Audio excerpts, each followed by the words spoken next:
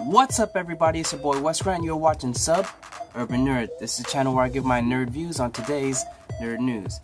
Now, first, before I start on nerd news, I'm gonna address the elephant in the room, and it's the fact that I didn't talk about Game of Thrones yesterday. Even though this is a nerd channel, I did not talk about Game of Thrones.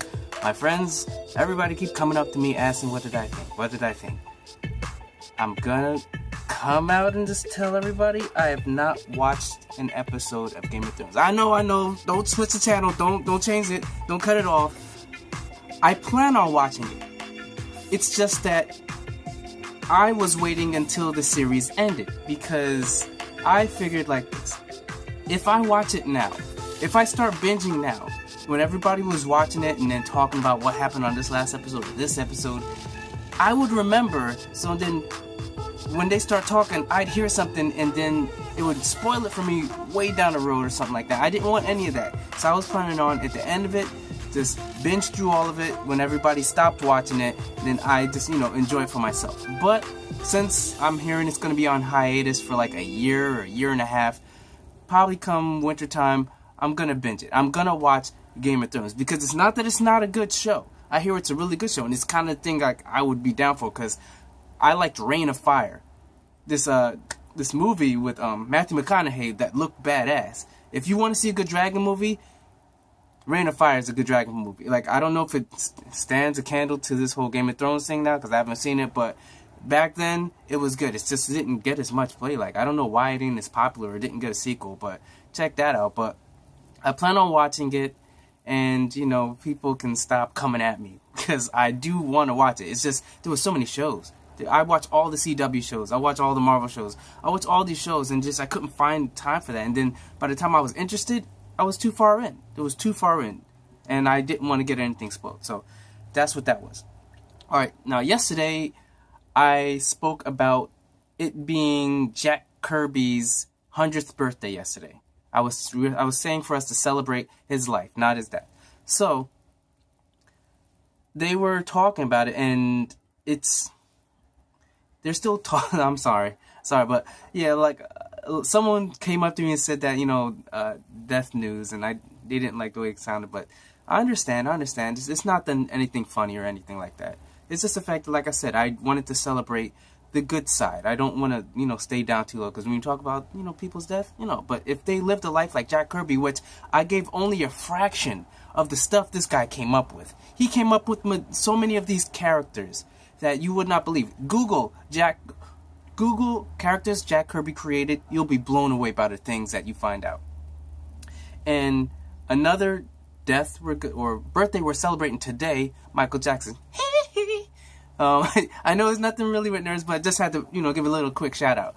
But on to the nerd rundown or the nerd news pertaining to Jack Kirby's birthday. Kevin Feige went to Twitter basically saying how, happy birthday to Jack Kirby, and the Marvel MCU would not have existed without you. Which is true. Like, with all these characters, it would not have existed without Jack Kirby. Because a lot of people just think Stan Lee. No, it's Stan Lee and Jack Kirby. They created this. Stan Lee started it. Jack Kirby was a big part of making this thing what it is. So, on top of that, after the tweet, Evelyn Evangelion Lilly, she tweeted also a picture, the first images of the Wasp. I will try and see if I can get the link, but right now my computer's kind of shot, so I'm going to try to see what I can do. But she tweeted out a picture of Wasp, the first image of Wasp, and it looks different than the image we saw at the end of Ant-Man. It's not the whole yellow and black, which I'm hoping that's going to be the final suit, but this one is pretty much just black, and it looks, insectoid in a way, but it kind of looks sort of like the CW's outfits, the black leather kind of thing, so it looks good. It looks good on her. I just, we all want to see that whole black and yellow, black and yellow. Black and yellow, black and yellow, black and yellow, black and yellow. That's what I want to see. But that's as far as, dealing with Kirby's birthday. On to the other news. Yesterday I talked about Ed Skrein being part of the Hellboy. Oh, actually, no. Yesterday, Ed Skrein decided to not be part of the Hellboy movie. And the reason is too many backlash with the fans. Apparently, the character he was supposed to be playing was of Asian descent, and he didn't realize this when he, got the role. And he came out and said that sorry, but he couldn't go through it being part of the movie due to the fact that he feels that Hollywood is whitewashing a lot of things, like especially when it comes to Asian characters. So he felt that since himself is of mixed race, and he felt that it would be better suited if someone of that nationality was to play the role of the character, that it would be better suited for, fans and probably the movie. So he's stepping down, and he's just hoping that the industry realizes that, you should try and cast the character or the race of the character when you can. And he got a lot of backlash. Some people saying, like, why are you so high and mighty, whatever, just play the role. And, there's both sides to it. I say good on him. You know what? Because I say, like, a lot of times, as nerds, we do overreact with a lot of stuff. Like, take me, for instance, the first time I saw, Gal Gadot as Wonder Woman, or heard that she was going to be Wonder Woman, I did not like it. I was like, this skinny little girl? No. She cannot be Wonder Woman. Yo, what was the girl that played the one that's in those Underworld movies? I can't remember her name right now, but she's the one that I always was like, you know what? She's sturdy, but she's not even that much bigger. So I don't know what I was thinking, but I was just thinking just someone more muscular, someone more just set. But yo, after watching Wonder Woman, Gal Gadot, she did it. She did her thing. So I shit up with that. But a lot of times they do sort of whitewash, but at the same time they do, like, I see it like this now. As long as I can feel how I feel about the casting, but when it comes to watching a movie, I leave everything on the floor. And if it's a good movie and the person plays a good job with the character, that's all I'm gonna give him credit for. Like, say for instance, Michael Clark Duncan, he played the Kingpin in the Daredevil movie with Ben Affleck, but Kingpin is a white guy, big white guy. But Michael Clark Duncan, he was black, did a good job. In a new Netflix movie, Elle is a black guy, but also, the Light is a white guy, so the whole race has changed. But if the movie was good, no one would have cared. But I'm hearing the movie's bad. I'm gonna probably try and watch it over the weekend and then give my review on it, but that's for later. But as far as everything, it could work out. And then you have other things like, say, Doctor Strange. Tilda Swinton, she played the Ancient One, and she did a good job. I do like how she played it, but it's supposed to be an Asian guy, the Ancient One.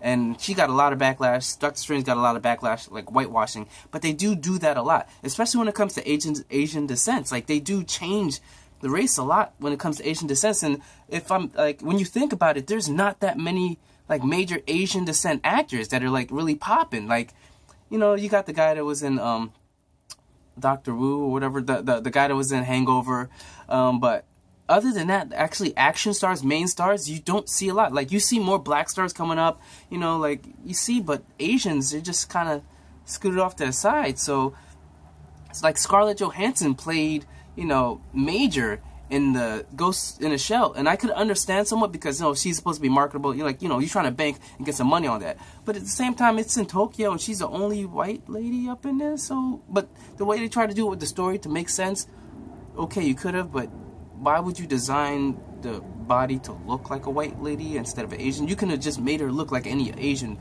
but they try to make it make sense.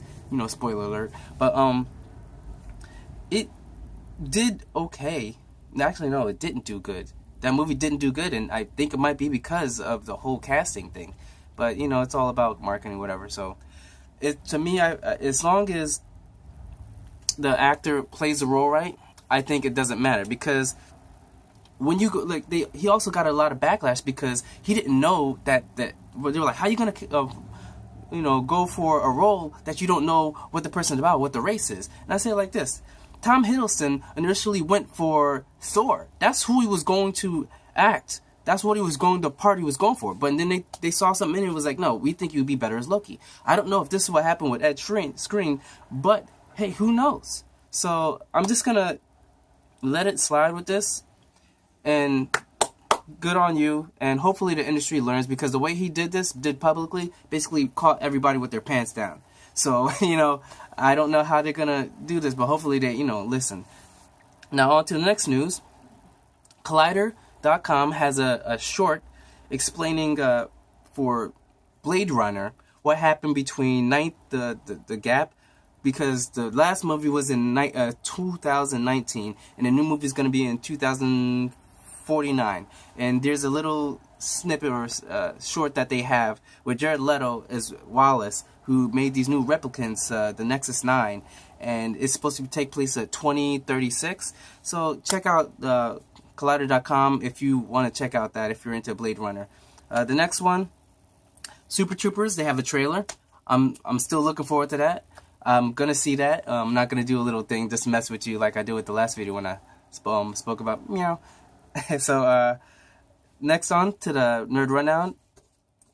Mark Miller, he wrote a script for Kindergarten Heroes, and now they're gonna use that script to make the next Fantastic Four movie, which I think is stupid as fuck. It just doesn't make sense. Like, if you're gonna start over, like, they already made fun of Fantastic Four babies. That was the term going around when they had all these young people playing on Fantastic Four. Now they're actually gonna have the Fantastic Four babies be the main focus of Fantastic Four. People just want a good Fantastic Four movie. It's not hard. There's like 60 years of comics that you can pull from to make a great story. So I don't understand why they're going to this length to try and make this movie. But that's as far as, I don't want to talk about that. It just doesn't make any sense. Next on is Noah Hawley. He's making a Doctor Doom movie. He's a director of, like, The Legion and Fargo. So people are thinking hopefully it might be good. And it could be good, because you know what? I'd rather watch a beginning, like an origin story of Doctor Doom, than an origin story of Joker. Because Joker is like, just like he did in The Dark Knight, he kept people guessing because he kept coming up with a different backstory. And that's the best thing about Joker. You just don't know. Meanwhile, with Doctor Doom, you do know his background. You do know where he came from. And I think it could work, especially if they don't make it. They could sort of make a semi-Fantastic Four by having Reed Richards in there, because he's always competition, and have them in college. But just don't have the Fantastic Four altogether. Just from his perspective of seeing Reed Richards and them being competitive, and him trying to do what he did to become this empire and become Doctor Doom. So I think that could really work for the movie if they were to go down that route. David F. Sandberg, he said he's casting 2 people for the Shazam movie, which, duh. So I'm not gonna, catch you off guard with that, but it is duh, because you should have a kid and then cast the actor as an adult. Don't do no Benjamin Button thing to make him young or whatever. Like, just cast, like I said, if you're gonna cast someone to go opposite of The Rock's Black Adam, you do John Cena. The dude's brolic. It would be perfect. Anybody to tweet them or whatever, because I think that would be the perfect casting. John Cena is an adult Shazam. Billy Madison, just it would make sense. Just have a kid that sort of looks like John Cena. That's all you have to do. So that's enough for that. And then the last of all is Justice League Dark. It's still maybe happening, because they have John Spatz, who wrote Doctor Strange, now rewriting the script. And they're hoping to make this something that can work. I still don't know how DCEU's working and where this is going to fall into place. But from what this guy's, what he did with Doctor Strange, I liked it. I liked the movie. And I think it would be really good. So, as far as that, that's it for today. That's the news. That's the Nerd Rundown. I'm Wes Grant. This is Sub Urban Nerd. And you've just been nerdified. Catch you guys tomorrow in the next video. Alright? Enjoy your night.